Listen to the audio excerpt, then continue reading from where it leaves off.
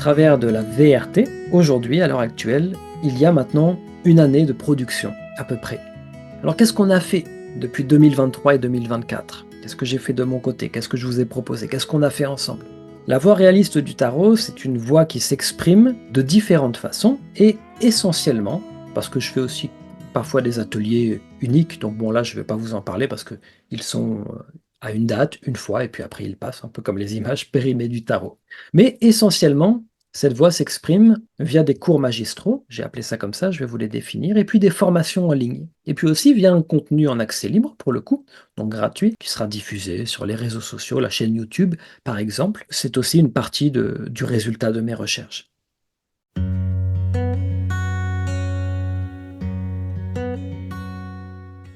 Donc, qu'est-ce que j'ai appelé cours magistraux de la voix réaliste du tarot? Eh bien, ce sont des cours spéciaux qui soit interrogent le tarot sous l'angle d'une question philosophique, soit ce sont des cours qui se concentrent sur un des aspects du tarot et qui l'étudient de façon minutieuse et exhaustive. Vous voyez, c'est déjà pas exactement la même chose. Le premier cours magistral que j'ai proposé, au travers de cette voix, s'intitule La Maison de Dieu fait-elle référence à la tour de Babel? Donc vous voyez là, dans ce cours-là, on se concentre sur la Maison de Dieu, donc l'arcane numéro 16 du tarot de Marseille. Et au lieu soit d'exclure qu'elle fait référence à la tour de Babel, soit de le dire sans le montrer, on se pose la question. Cette tour, est-ce que oui ou non, elle évoque la tour de Babel de près ou de loin? Si oui, comment? Sinon, pourquoi? Et même méthodologie que ce que je vous ai proposé, on part dans les siècles passés, on va à la recherche d'autres œuvres des mêmes époques que le tarot de Marseille, des œuvres picturales, des œuvres artistiques, des représentations de la tour de Babel, on essaie de voir si oui ou non, quelquefois elle était représentée de la même façon que la maison de Dieu. Et puis on étudie aussi le mythe de la tour de Babel, le mythe biblique, en soi, pour lui-même. Pourquoi? Pour s'apercevoir qu'il ne dit pas ce qu'on en dit généralement, dans une lecture littérale. Et donc, cela vise à modifier aussi la symbolique de la carte de tarot. Parce que si la tour de la maison Dieu évoque la tour de Babel, et qu'on fait une relecture du mythe de Babel, alors ça changera la symbolique de la carte de tarot. Vous voyez un petit peu le cheminement. Ces cours magistraux sont enregistrés, ce sont aujourd'hui des vidéos montées, exportées en haute définition, montées avec de la musique, tout ce qu'il faut pour que ce soit agréable pour vous, public intéressé, et confortable pour vos yeux et vos oreilles. Et donc, vous pouvez vous les procurer si ces thématiques vous intéressent. Le deuxième cours magistral, là, on entre dans la philosophie. On essaye de faire résonner le tarot avec la philosophie, qui est encore un autre champ d'étude. En philosophie, il existe une grande question, celle de la condition humaine. C'est notamment Montaigne qui a porté ou précisé cette notion dans ses fameux essais. Et en partant de la phrase la plus connue de Montaigne, chaque homme porte la forme entière de l'humaine condition, on se pose la question, premièrement, de est-ce que cette phrase est juste? Donc on développe un propos philosophique à ce sujet. Est-ce que oui ou non, chaque homme sur cette planète porte la forme entière de la condition humaine?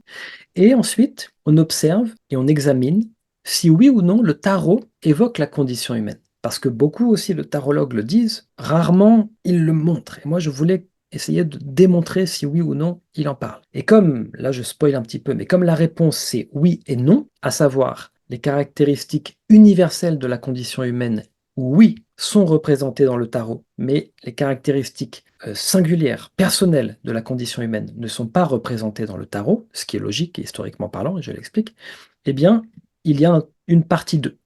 Donc c'est vraiment pas le même cours magistral, ce sont deux cours magistraux différents, mais tous les deux partent de la thématique de la condition humaine. Donc si celle-ci vous intéresse, eh bien vous pouvez aussi vous la procurer. Le quatrième cours magistral, c'est l'enfantement humain raconté par le tarot. Voilà, on investigue ensemble cette thématique. Est-ce que le tarot nous parle de l'enfantement, de cette thématique, de façon allégorique, de façon réaliste? Et on va très loin. Et on s'aperçoit notamment que la carte de l'étoile pourrait peut-être évoquer le mythe d'Isis et d'Osiris. Et donc, si vous êtes intéressé par l'Égypte ancienne, par cette mythologie et par peut-être sa présence dans cette carte du tarot, eh bien, ce cours magistral est fait pour vous et vous intéressera sans doute. On a étudié la figure du mat, pour le coup, pas exhaustivement, parce que c'est pratiquement impossible. Le mat, comme on le verra ensemble, est en vérité une figure composite, apparemment, dans le tarot, donc il est un mystère, et il revêt sans doute énormément d'aspects, ou alors, si ce n'est pas le cas, c'est qu'il en revêt très peu. Il reste assez mystérieux. On va partir du principe qu'il revêt plusieurs aspects, et on a étudié ensemble cette question qui est très profonde en vérité. Est-ce que cette figure du fou, du mat, dans le tarot, serait en fait une allégorie de l'âme humaine ou de l'âme d'un chrétien, hein, si on se resitue dans le contexte de la Renaissance et de l'époque moderne chrétienne européenne. Et donc, ce cours magistral pose des bases pour essayer de cerner la figure du mat, qui est sans doute incernable, mais au moins, il y a un jalon qui est posé. Et il y en aura encore bien d'autres, en fait, à poser des jalons, hein. Et puis, le dernier cours magistral est aussi le cours introductif d'une formation en ligne dont je vous parlerai tout à l'heure, concentré sur le battleur. Et c'est un cours que j'ai intitulé « Le battleur révélé ». Dans ce cours magistral, on étudie ensemble ce qu'était un battleur au Moyen-Âge et à la Renaissance dans la vieille Europe. Donc on part vraiment d'un point de vue réaliste. Qu'est-ce que c'était qu'un battleur? Pour essayer ensuite de comprendre ce qu'évoque et ce que dit la carte de tarot du battleur. On étudie aussi son numéro. Est-ce que, oui ou non, comme le disent la plupart des tarologues actuellement, le battleur symbolise le commencement et le départ parce qu'il est placé en première position dans la suite d'atouts? Ou est-ce que plutôt c'est parce que le battleur symbolisait quelque chose de complètement différent à l'époque dans l'ancien temps qu'il a été mis en première position de cette suite d'atouts? Et c'est, vous comprenez, la deuxième option qui est en tout cas la mienne et puis celle aussi des historiens du tarot, hein. En vérité, dans l'ancienne époque, jamais personne n'a vu un battleur en se disant tiens, il symbolise le commencement. Ça n'a aucun sens. Ça, c'est un truc moderne, c'est nous, ça, c'est contemporain. C'est parce que vu qu'il n'y a pas de battleur dans notre société, c'est un peu comme le pendu, c'est périmé. Donc, on rentre dans une lecture subjective, vous comprenez? Vous verrez qu'on essaiera de se poser cette question dans la formation au tarot de Marseille, et je trouve que c'est une question vertigineuse et radicale dans l'étude du tarot. À chaque fois, la question c'est, ok, au XVe siècle, est-ce que quelqu'un, ne serait-ce qu'une seule personne, s'est dit, et puis là on se pose la question, vous voyez, là c'est radical, est-ce que le battleur symbolisait le commencement? Et puis en général, on arrive très bien à comprendre qu'on est soit dans l'anachronisme, soit dans une lecture subjective de la carte, quoi, vous voyez? Donc ce cours sur le battleur, pour tous ceux qui souhaitent comprendre ce qu'était la jonglerie médiévale, et ce qu'était aussi le métier d'illusionniste, de battleur derrière la table à tréteaux, finement, mais ceux qui souhaitent aussi découvrir comment les battleurs et les escamoteurs ont été représentés dans l'art pictural de la Renaissance notamment, de toute l'époque moderne en fait, parce que si les battleurs n'existent plus, on les représente beaucoup dans la peinture, eh bien tout est dans ce cours. Il est pour le coup assez exhaustif. Donc voilà pour l'année dernière ce qui a été produit en termes de cours magistraux. Peut-être qu'il y en aura d'autres à venir, ça dépendra surtout du temps que j'aurai, mais il y a encore bien des thèmes à explorer. Par exemple, un cours magistral pourrait porter sur le bestiaire du tarot de Marseille. Et alors, qu'est-ce qu'on fait de ces animaux emblématiques, symboliques? Bon, il y a bien encore des thèmes philosophiques ou non à approcher du tarot. Mais on a déjà cette base. Il y a 9 vidéos en tout, parce que certains de ces cours magistraux sont séparés en plusieurs parties. 6 cours magistraux présentés en 9 vidéos, à peu près 9 heures de contenu. C'est un contenu exclusif. Si vous vous procurez un cours magistral, le contenu qu'il y a dedans, vous ne le trouverez pas dans un autre, hein, donc il est exclusif, et c'est aussi un contenu original. Tout ce qui est dans ces cours relève à la fois du travail d'autres chercheurs dont je cite les sources, mais aussi de mes recherches personnelles, de mes conclusions et de mon travail.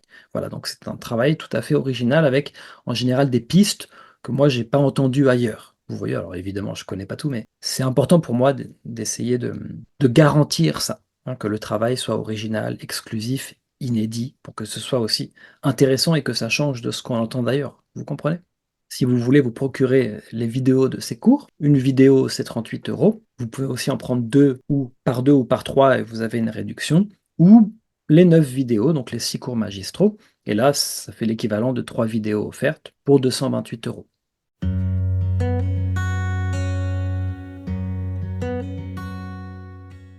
Et puis justement, on en vient aux formations en ligne qui se sont déroulées l'année dernière, que j'ai lancées en fait avec la voie réaliste du tarot. Donc des formations qui sont nées l'année dernière et qui vont continuer cette année. Je relance tous les cursus. Donc soyez bien attentifs à ce que vous voyez. Si l'une de ces formations vous fait envie, eh bien les cursus commencent bientôt, à la mi-octobre, fin octobre. Donc vous aurez le temps de rejoindre les cursus et de prendre le train en route.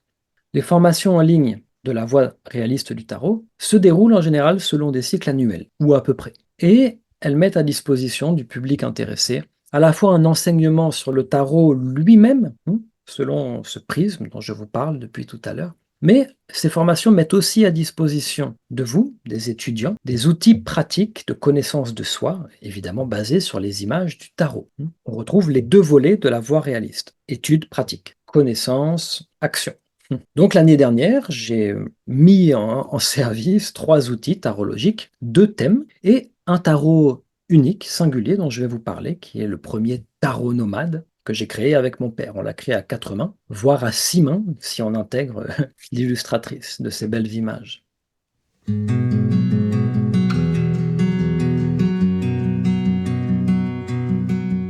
La première formation dont j'ai envie de vous parler, et dont le cursus va commencer pour cette année le mercredi 16 octobre, donc je relance un nouveau cursus avec de nouveaux étudiants, eh bien cette formation et cet outil, c'est le gyrogramme.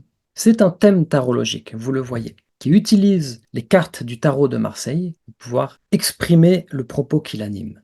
Alors, le premier niveau de formation au gyrogramme, c'est vraiment la découverte. Chaque étudiant a un gyrogramme, un thème unique propre à soi, qui va venir refléter les aspects de son parcours personnel. Chaque étudiant va étudier son thème et entendre parler aussi de celui des autres. Et c'est un premier niveau de formation pour découvrir l'outil, découvrir les 5 caractéristiques de lecture interne de ce thème, mais aussi, basiquement, les besoins auxquels correspondent, vous voyez, ces 9 cartes de tarot. Il s'agit de besoins humains fondamentaux. L'affection, la protection, le besoin de création, la participation au monde, le besoin de liberté. Ce sont 9 besoins fondamentaux que vous portez en vous. Et 9 cartes de tarot viennent résonner avec vos 9 besoins. Le but de cette formation au gyrogramme, c'est à la fois de découvrir ces 9 besoins fondamentaux, mais aussi d'éclairer les mécanismes au quotidien qui vous mènent, qui nous mènent à pourvoir à ces besoins, à bien les satisfaire ou non. Ça dépend de quels besoins on parle. Ça va être à chacun d'investiguer tout ça. Le gyrogramme, c'est un thème tarologique unique. Pourquoi je dis ça? Parce qu'on va revenir à la science. Il est unique en ce sens qu'il est fondé sur une découverte scientifique récente, les années 90, majeure. La découverte de Manfred Max Neef, un chercheur, un scientifique, dont je vous explique à peu près le parcours biographique dans la formation, et qui a montré que tous les êtres humains qui ont foulé cette terre par le passé, qui la foulent actuellement et qui la fouleront demain, eh bien, ont en partage les mêmes 9 besoins fondamentaux et qui sont donc des besoins irréductibles et là, pour le coup, au contraire du tarot, réellement universels. C'est-à-dire qu'il n'existe pas une seule personne sur cette planète. On parle d'un bébé de 3 jours, d'un vieillard de 93 ans, d'une femme chef d'une start-up de 33 ans ou d'un jeune homme en apprentissage pour devenir forgeron, qu'on parle de quiconque. Tous les êtres humains ont en commun ces 9 besoins. Et là naît du coup tout l'intérêt aussi de cette formation. C'est que en explorant vos besoins à vous, eh bien vous explorez aussi ceux des autres. On en revient un peu à la phrase de Montaigne, pour le coup. Vous voyez? Quand vous entendrez d'autres personnes parler de leurs besoins de subsistance, leurs besoins de loisirs, ce ne sera pas la même chose que vous parce que la personne est différente, mais ce seront les mêmes besoins. Donc, c'est une formation qui, en ce sens, est assez singulière et très intéressante parce que c'est à la fois personnel et universel. Et donc, l'aide du groupe, les paroles des autres aident aussi pour la propre compréhension de ses propres mécanismes. Vous voyez, tel est le gyrogramme. Le postulat que j'ai posé et qui rend cette formation intéressante, c'est le suivant. C'est que je crois que nos besoins nous gouvernent quand nous les ignorons. Surtout ces 9 besoins humains fondamentaux. Et pour le coup, la plupart d'entre nous les ignorent, et c'est tout à fait normal, parce qu'on parle d'une découverte scientifique encore récente, 30 ans en arrière, c'est rien aux yeux de la diffusion des sciences, il faut beaucoup plus de temps pour qu'un modèle se diffuse, donc encore très peu de gens connaissent ce modèle de Manfred Max Neef. Donc nos besoins nous gouvernent si nous les ignorons. Par contre, quand nous les connaissons, nous sommes libres de les assumer, c'est-à-dire de reconnaître leur caractère fondamental et de trouver comment y pourvoir d'une manière qui soit pour nous satisfaisante, joyeuse, vivante, équilibrante, apaisante. Voilà le postulat de base et en même temps toute la démarche qui est la nôtre avec le gyrogramme. Le gyrogramme représente un rendez-vous par mois, d'octobre jusqu'à mai, avec l'écriture d'un mémoire pour ceux qui le souhaitent à la fin du premier cursus. Et le prix, c'est 135 € mensuels si on mensualise. Si on paye la formation entière, il y a une réduction sur le coût.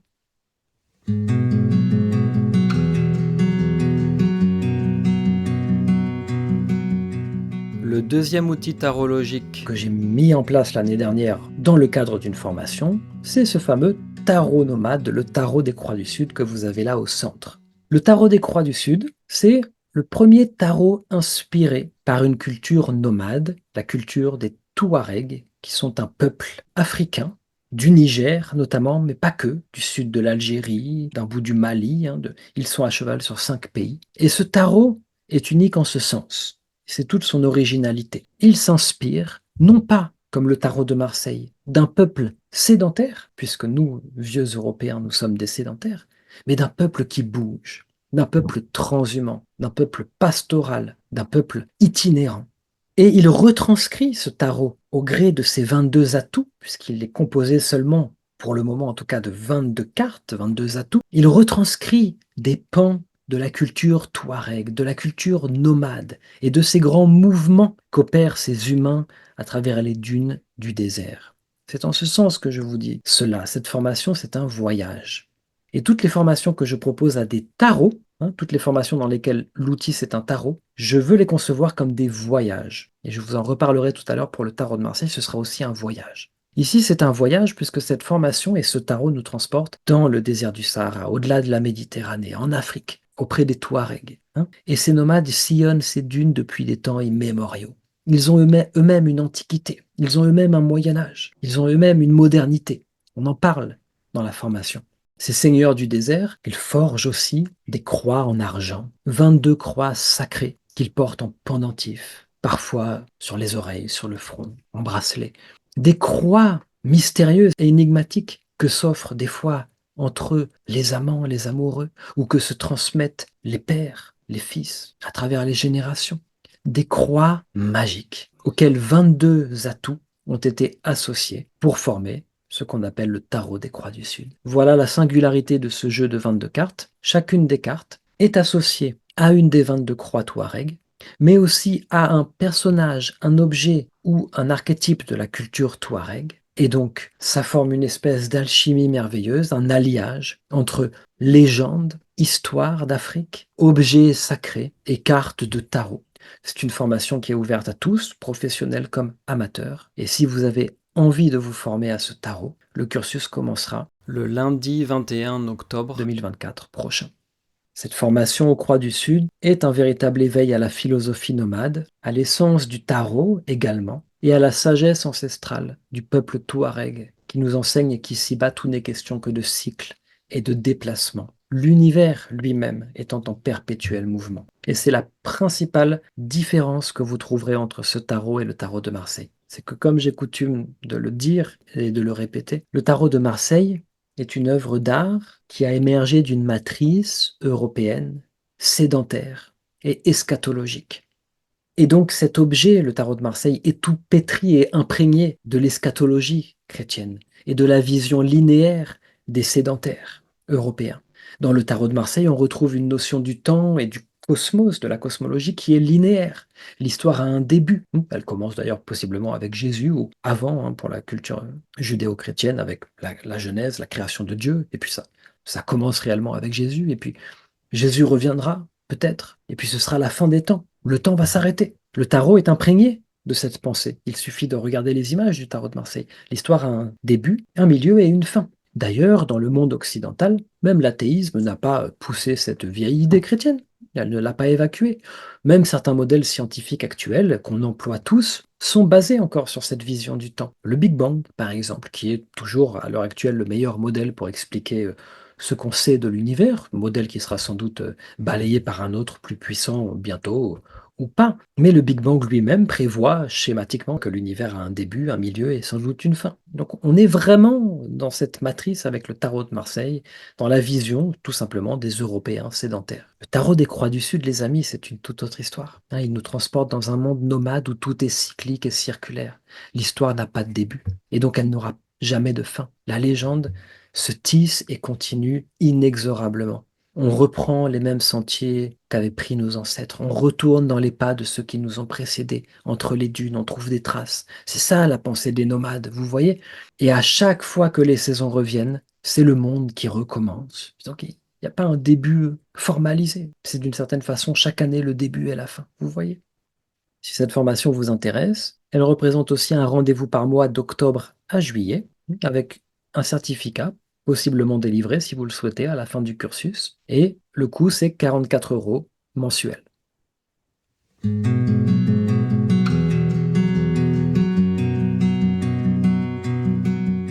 La troisième formation, et le troisième outil que j'ai lancé l'année dernière, eh bien, c'est la charte du battleur. C'est un autre thème tarologique qui emploie encore les cartes du tarot de Marseille, mais c'est un thème radicalement différent du gyrogramme, ça n'a rien à voir. Celui-là, il est un petit peu particulier parce que il suit, certes, un cycle annuel, mais de Pâques à Pâques. C'est une expression que j'aime et que j'emploie dans cette formation. C'est pas exactement de Pâques à Pâques, mais c'est à retenir, c'est un moyen mnémotechnique. Donc, c'est en cours d'année scolaire, vous voyez, de Pâques à la fête de Pâques suivante, en fait.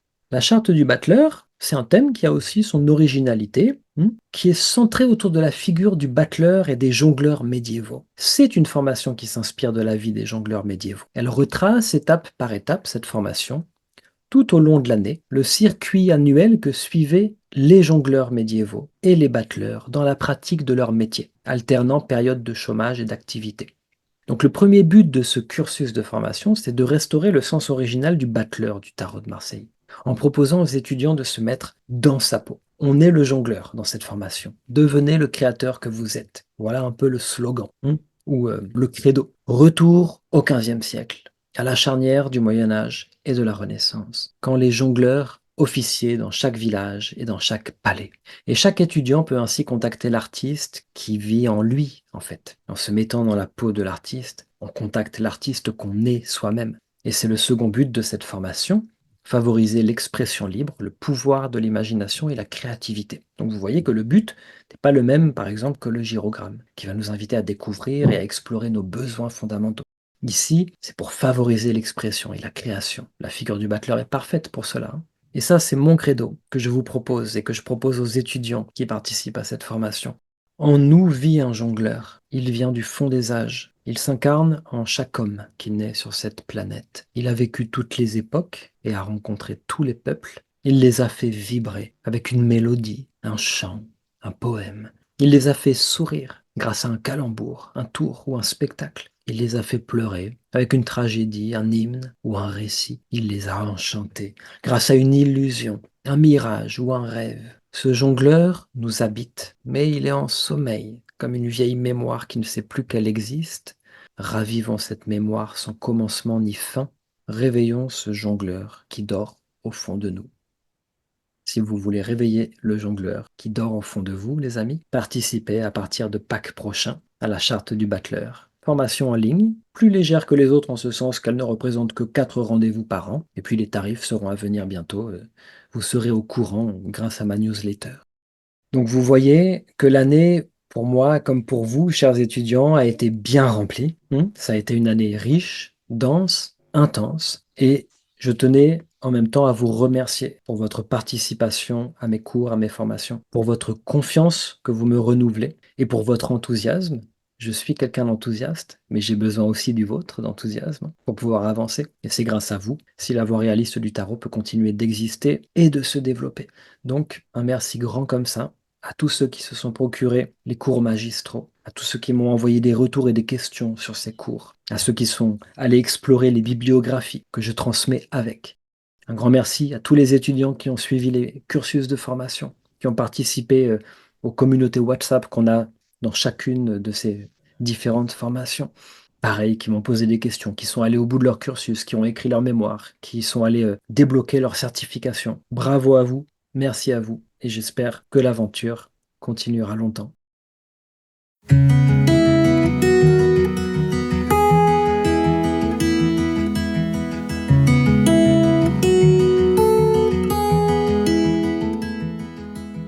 Pour finir, il nous reste à voir les formations à venir. Les cours magistraux dont je vous ai parlé sont disponibles. Toutes les formations que je viens de vous décrire recommencent.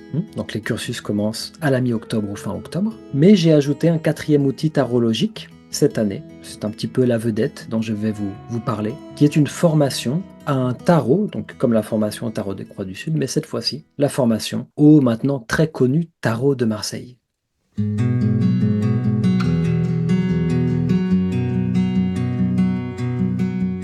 Pourquoi proposer une formation au tarot de Marseille ou simplement au tarot quand il y en a déjà tellement? Pour toutes les raisons que je viens de voir, parce qu'à travers cette voie et à travers ce prisme, le regard et les regards qu'on pose sur le tarot de Marseille sont complètement différents de ceux que nous posions tous ensemble il y a encore quelques années. C'est une redécouverte de ce qu'est le tarot, cette formation. C'est véritablement cela. J'en profite pour remercier Yves Reynaud, l'un des grands noms du tarot et de la restitution des tarots historiques. Yves Reynaud, merci, c'est lui qui m'a donné l'autorisation d'utiliser cette magnifique image d'un tarot de Marseille, celui que j'utilise, celui de Pierre Madenier, qui était un maître quartier dijonnais et qui a créé ce merveilleux tarot en 1709, dont vous voyez ressortir de façon si criarde et si merveilleuse les jaunes, les verts. C'est un tarot incroyable dont je vous reparlerai pendant la formation. Et vous voyez tout de suite qu'on entre dans le tarot historique et le tarot réaliste, hein. Je ne vous présente pas le tarot de Grimaud, qui malheureusement n'est pas très intéressant. On va entrer dans des tarots des vieilles époques, qui étaient bien plus à même de nous parler de la vision qu'avaient les vieux Européens, bien plus que le tarot version Grimaud. Alors, quelle est-elle cette formation au tarot de Marseille que je vous propose de découvrir et d'initier cette année 2024-2025? Eh bien, c'est un cursus qui va emmener les débutants plus loin, beaucoup plus loin que là où ils sont, mais qui va aussi transporter complètement ailleurs les spécialistes du tarot. Donc c'est également un cursus qui est ouvert à tout le monde. Et il va emmener ailleurs les spécialistes parce que, comme vous l'avez compris, la méthode d'investigation nous transporte véritablement dans d'autres horizons. C'est un cursus qui va transformer à coup sûr votre vision du tarot, les amis. Parce que je vais vous présenter des choses qui sont tellement différentes de ce qu'on a coutume d'entendre sur ce jeu de cartes et sur cette œuvre que vous ne pourrez pas en ressortir indemne d'une certaine façon. Prenez le risque avec moi, hein, voyageons ensemble. Pour la première fois, peut-être, vous serez amené à questionner ce jeu non plus à partir de ce qu'on en dit aujourd'hui, mais à partir de ce qui en était dit à l'époque où il fut créé, le tarot. C'est complètement différent comme façon de procéder. Cette méthode d'investigation changera nécessairement les réponses obtenues, hein, les réponses qu'on obtiendra ensemble. Et donc cette formation est aussi un voyage, comme la formation au Tarot des Croix du Sud. Mais cette fois-ci un voyage dans le temps. Dans notre continent, pour ceux qui sont européens, dans l'Europe, mais celle de la Renaissance, celle de la fin du Moyen Âge. Un voyage à l'époque où naquirent les tout premiers tarots. Alors pourquoi remonter dans le temps? Ben, vous l'avez compris. Pourquoi revenir à la charnière du XVe siècle, au cœur des grandes villes de l'Italie du Nord, Florence, Milan, Bologne, Ferrare, pour retrouver l'esprit initial du tarot, si tant est que ce soit possible, pour replacer cette œuvre dans son contexte d'origine, son contexte historique, social et culturel, pour restaurer le sens originel des cartes quand cela est possible, et c'est parfois possible, pour tenter de percer le mystère de ce jeu. Embarquez avec moi pour ce voyage de 6 siècles, puisqu'on sait maintenant que le tarot a un âge, il a 6 siècles. Cette formation commence en octobre et finira en juillet 2025. Pareil, un rendez-vous par mois et le coût 83,60 € mensuel. Pareil que pour les autres formations, vous pouvez aussi la régler d'une traite et dans ce cas-là, vous avez une réduction sur la somme finale.